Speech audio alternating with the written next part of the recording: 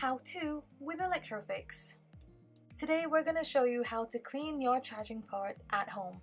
For this tutorial, you are going to need the thing that everybody has in their homes, a toothpick.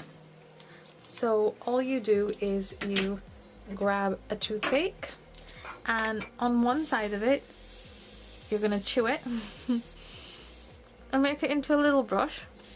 So you're just going to pull it apart so it makes a little brush type thing. I hope you can see that.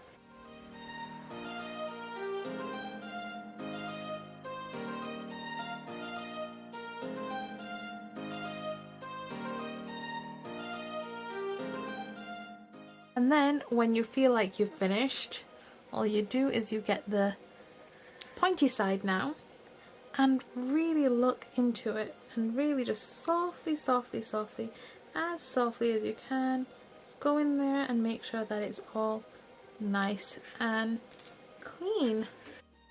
And you'll find that your charging port is now clean and you can safely get your lightning cable inside of it.